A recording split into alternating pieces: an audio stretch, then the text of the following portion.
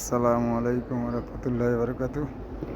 আজকে মদিনা শরীফে হেরামের ভিতরে মসজিদে নববীতে কিছু আপনাদেরকে ভিডিও করে দেখাবো ইনশাআল্লাহ। এই যে মসজিদে নববীতে যে মুকাইবের যে হাওয়াটা আসে, এসির হাওয়াটা আসে ফিলারের ভিতর দিয়ে আসে। যে ফিলার আছে না, ফিলারের ভিতর দিয়ে নিচের থেকে আসে, নিচের থেকে এসির হাওয়া আসে। এই যে দেখুন, নিচের থেকে এসির হাওয়া আসে।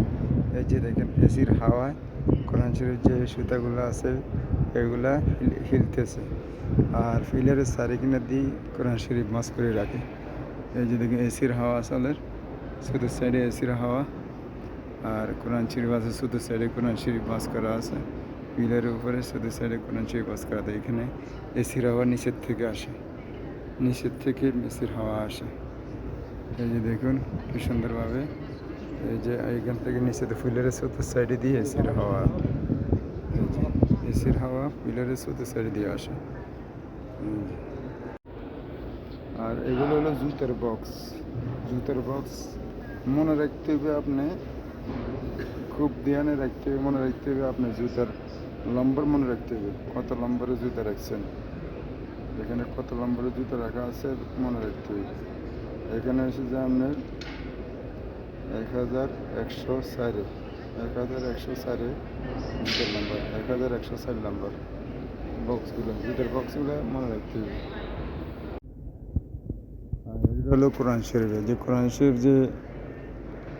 শরীফের যে ইয়েটা বানাচ্ছে, তাকটা বানিয়ে রয়েছে পুরো পিতলের। এটা হলো পুরো পিতলের তৈরি। এই যে দেখুন পুরো পিতলের তৈরি, এই যে এগুলো সব পিতলের তৈরি। কোরআন শরীফ যেভাবে বাস করা হয়েছে সব পিতলের তৈরি। এই যে দেখুন পুরোটা পিতলের, সবগুলো পিতলের তৈরি। এই যে কি সুন্দরভাবে, এই যে দেখুন কোরআন শরীফের যে তাক বানাইছে, আলমারি বানাইছে, এটা একটা পুরোটা পিতলের, শুধু সাইডে পিছনে একটা পিতলের। এই যে উপরে দেখতেছেন এটা একটা সুইচ গেট, উপরে ছাদের উপরে একটা আছে, এটা হলো সুইচ গেটের মতন। এটা যখন শীতের দিনে খোলা হয় বেশি, যখন ঠান্ডা লাগে তখন এটা অটোমেটিক সুইচের সাহায্যে, কারেন্টের সাহায্যে এটা খোলা হয়ে যায়। এই যে এটা দেখছেন অটোমেটিক এটা খোলে যখন আলো আসে। ঠান্ডার দিনে বেশি খোলা হয় এটা, আমি দেখছি ঠান্ডার দিনে এটা বেশি খোলা হয়, তখন সূর্যের আলোটা নিচে আসে এটা খুলে দিলে। লাইটের সাথে পিলারের উপরে সাজাছে সব পিতল দিয়ে, লাইটের সাথে লাইটের যে বক্সগুলো বানায়নি সব পিতলের তৈরি। এই দেখছেন কি সুন্দর করে বানানো, দেখছেন খুব সুন্দর করে সাজানো হয়েছে, খুব সুন্দর করে। পিলারগুলো খুব সুন্দর তৈরি, খুব আকর্ষণীয় তৈরি। এই দেখছেন মাশাআল্লাহ, দেখছেন কি সুন্দর লাগে, খুব সুন্দর মাশাআল্লাহ।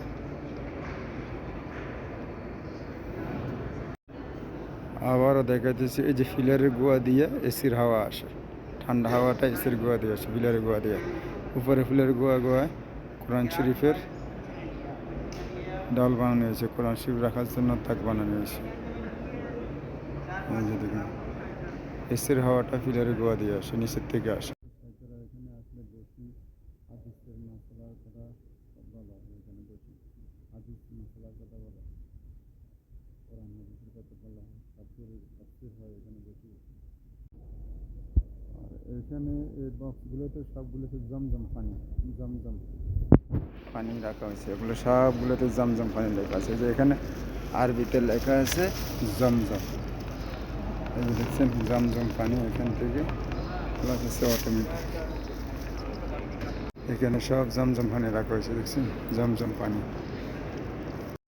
জমজম পানি পুরো লাইনে লাইনে লেখা আছে। এই যে পুরো এইদিকে লাইনে লাইনে আছে জমজম পানি, এইভাবে লাইনে লাইনে।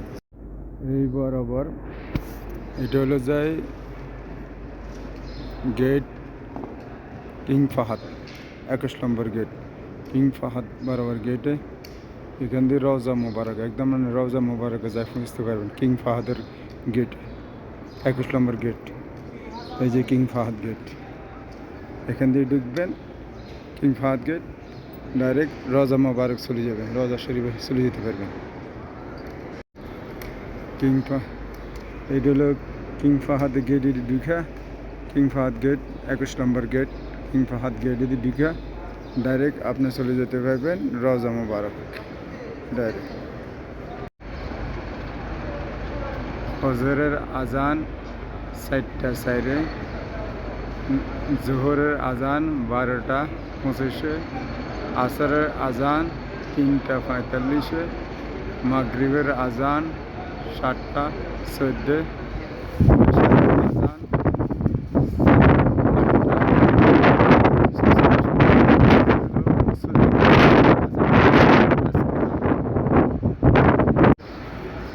কিং ফাহাদ গেট 21 নম্বর গেটে দিয়া ঢুকা রওজা শরীফে যেতে পারবেন। এই যে ডাইরেক্ট রওজা শরীফে চলে যেতে পারবেন, হুজুর পাক সাল্লাল্লাহু আলাইহি ওয়াসাল্লাম রওজা শরীফে যেতে পারবেন। এই বরাবরে যে কিং ফাহাদ গেট 21 নম্বর গেট।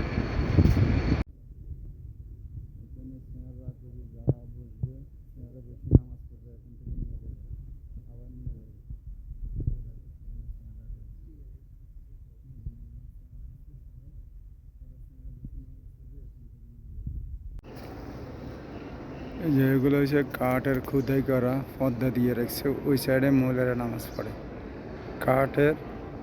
কাঠ দিয়ে খোদাই করা পর্দা দিয়েছে ওইদিকে, ওই সাইডে মহিলারা নামাজ পড়ে। এই যে ওইদিকে মহিলারা নামাজ পড়ে, এভাবে অনেক আছে। এটা হলো যায় কিং ফাহাদের 21 নম্বর গেট বরাবর, ওই সাইডে মহিলারা নামাজ পড়ে আর এইদিকে পুরুষে নামাজ পড়ে।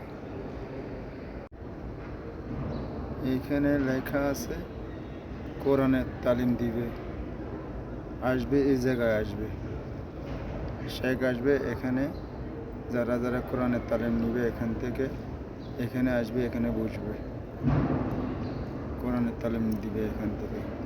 যারা কোরআন পারে না, পড়তে পারে না, এখানে আসবে, শেখ আসবে, এখানে বসে বসে যারা পড়তে চাবে তারা বসবে, এখানে বসে পড়বে এই জায়গাতে।